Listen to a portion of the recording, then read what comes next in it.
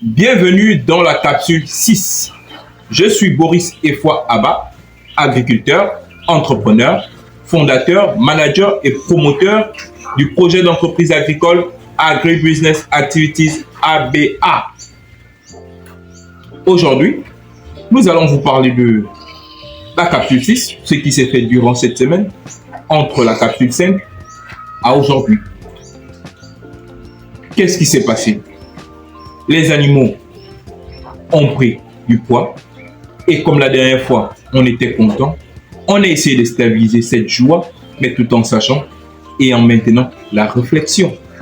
Parce que pour stabiliser ces résultats et pour les faire croître également, il faut être moins en euphorie et plus en travail afin d'atteindre les objectifs qu'on se fixe. À l'instant où on parle, vous remarquez qu'il y a un calme. Sinon, nos amis font moins de bruit parce qu'ils sont en train de vivre leur bien-être. Ils sont en alimentation, ils sont en train d'être nourris. Les cochons sont en train de manger parce que c'est cette consommation qui permet le gain de poids qui nous arrange et qui nous motive à faire tout le temps ces capsules-là.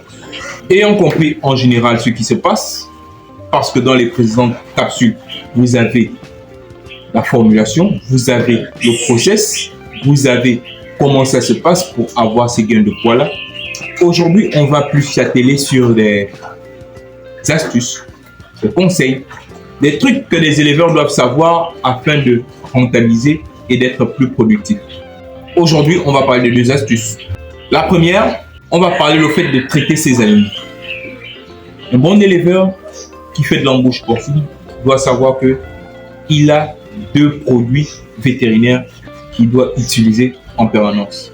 C'est-à-dire un vermifuge pour déparasiter les cochons et un antibiotique pour s'assurer que ces cochons sont à un bon état physiologique.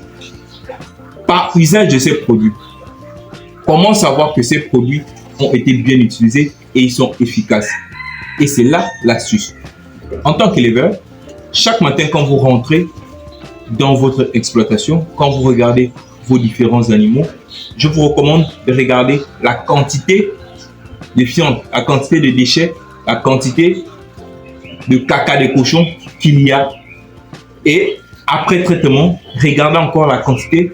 Vous devez remarquer, sinon voir une variation de manière inférieure sur la quantité de fientes de porc, des déchets de porc. Parce que quand les animaux sont bien traités, leur consommation d'aliments va plus dans l'organisme que dans la matière fécale. Et ça, c'est une astuce que je tiens à vous partager parce que pour beaucoup, c'est des trucs qu'on ne maîtrise pas. On donne des produits, mais on se demande est-ce que le produit est bien passé, est-ce que le produit a bien fait, est-ce que les animaux ont accepté le produit. Donc pour moi, c'est ça l'astuce. Regardez la quantité de matière fécale avant l'apport du produit et regardez la quantité après l'apport des produits. Si la quantité de matière fécale ne baisse pas, c'est que le produit n'est pas passé. Si la quantité de matière baisse significativement, de manière à attirer votre attention, sachez que oui, le produit est bien passé et désormais, l'aliment que vous donnez à vos animaux sera utile pour leur organisme, pour leur gain de poids, que aller garnir la matière fécale. Ça, c'était la première astuce. En parlant de la deuxième astuce, en termes de deuxième astuce, je vais plus m'adresser à ceux qui font de l'élevage semi-intensif, voire intensif. Je vais vous parler du temps de consommation.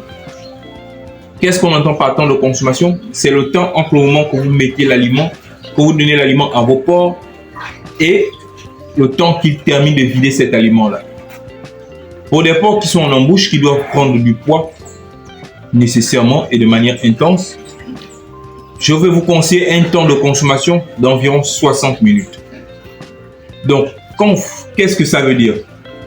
On veut tout simplement dire par là que quand vous donnez de l'aliment à vos animaux, s'ils mangent pendant 60 minutes, sachez que la quantité d'aliment est bonne. S'ils mangent en moins de 60 minutes, sachez que la quantité d'aliment est à revoir parce qu'ils sont en train de manger en peu de temps.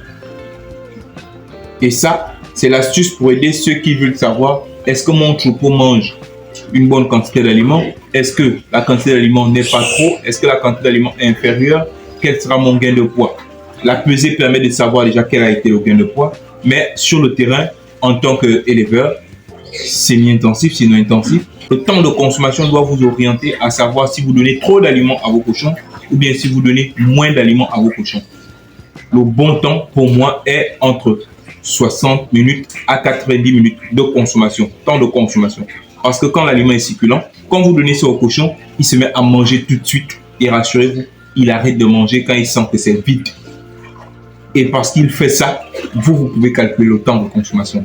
Et ce temps de consommation que nous, on vous partage et on vous oriente par rapport à ce que nous sommes en train de faire dans ce challenge de 90 jours. Parce que ce temps de consommation permet à l'éleveur de savoir que la quantité d'aliments que j'ai donné est bonne.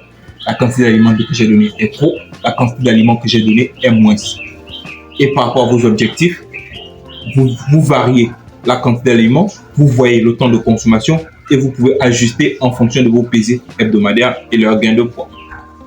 J'espère que ces 2 astuces vous ont été utiles. J'espère qu'on a contribué à vous permettre de devenir des meilleurs éleveurs parce que c'est ça le but de notre challenge de 90 jours et c'est la particularité de cette capsule 6. Elle a pour but de vous partager des astuces pour que vous deveniez des bons éleveurs de porc.